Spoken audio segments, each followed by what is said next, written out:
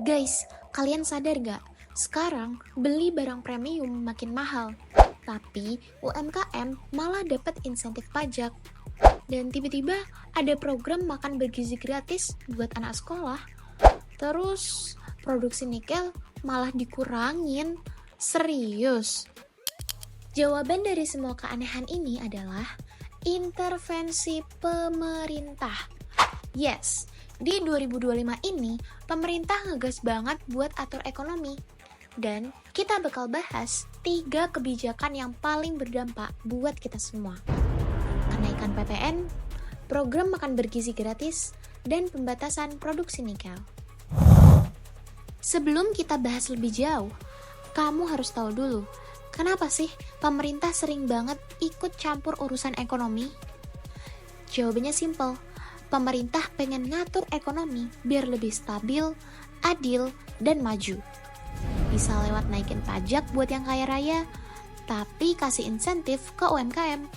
Bisa juga ngeluarin subsidi atau ngelarang impor atau ekspor buat ngatur harga pasar. Tapi masalahnya, apakah kebijakan ini bakal ngebantu atau malah nyusahin rakyat?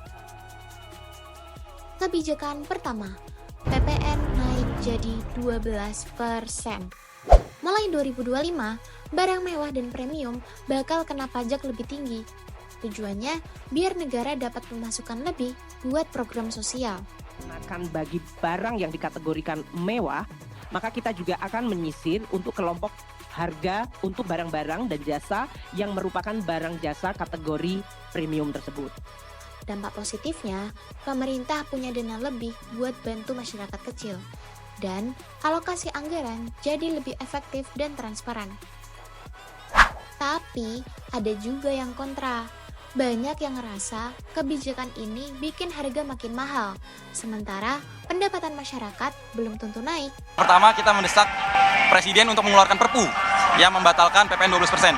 Yang kedua, kita mendesak pemerintah untuk berhenti memeras rakyat. Ketiga, kita mendesak pemerintah untuk mengoptimalkan dana dan pengelolaan APBN. Di sisi lain, UMKM malah dapat insentif pajak. Pemerintah pengen mendorong UMKM naik kelas biar bisa bersaing lebih baik. Artinya, kalau kamu punya bisnis kecil-kecilan, pajaknya bakal lebih ringan. Ada kebijakan yang dikeluarkan oleh pemerintah selama 7 tahun, yang kita sebut insentif PPh 0,5% itu loh. Okay. Jadi semua pengusaha-pengusaha dan penggiat-penggiat UMKM itu diberikan insentif pajak 0,5% dari total penjualannya. Tetapi bagi yang penjualannya di bawah 500 juta dalam 1 tahun, 500 juta itu kalau kita bayangkan, itu dapatnya itu kayak pada warung-warung kelontong, itu nggak ada itu. Jadi jangan sampai, jadi 500 juta per tahun itu tidak sama sekali kena. Tidak dikenakan. PPh 0%. Okay. 0%. Itu diberikan kesempatan selama 7 tahun. Pelonggaran lah ya. Nah, dengan harapan selama 7 tahun itu kita punya keyakinan mereka pasti sudah mulai pelan-pelan tumbuh. Jadi tidak diberikan beban itu oleh kita. Nah, dengan harapan setelah itu mereka sudah mulai bisa mandiri. Kebijakan kedua, program makan gratis.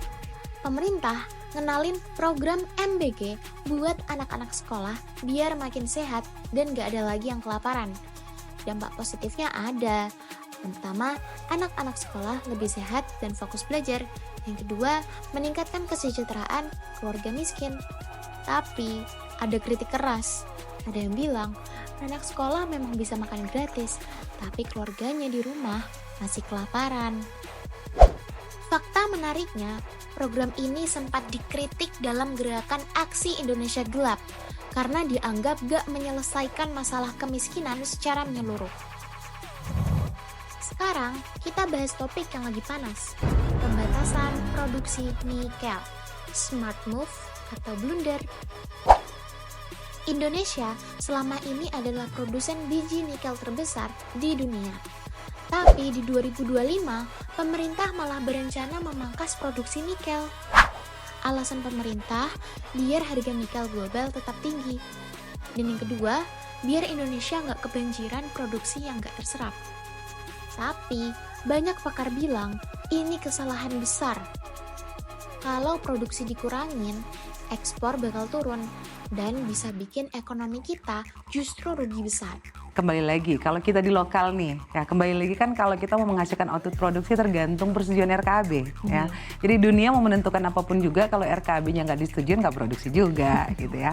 Nah, buktinya waktu awal tahun kemarin, pada saat keterlambatan persetujuan RKAB, Indonesia agak goncang dikit sehingga mengimpor biji nikel dari Filipina. Fakta menariknya, menurut VOA Indonesia, kebijakan ini bisa merugikan industri tambang. Padahal, nikel adalah aset strategis kita. Oke, terus semua intervensi ini tujuannya apa? Yang pertama, akselerasi ekonomi biar makin maju dan inklusif. Yang kedua, meningkatkan kesejahteraan masyarakat biar nggak ada yang ketinggalan. Yang ketiga, biar ekonomi di setiap daerah makin merata. Basically, pemerintah lagi ngegas buat bikin Indonesia lebih kuat secara ekonomi. But the question is, bakal sukses atau enggak? So, gimana menurut kalian? Kenaikan pajak, makan gratis, dan pembatasan nikel, kebijakan yang brilliant atau bakal jadi bumerang? Drop pendapat kalian di kolom komentar. Jangan lupa share video ini ke teman-teman kalian yang suka debat soal ekonomi. Dan sampai jumpa di video selanjutnya. Peace out!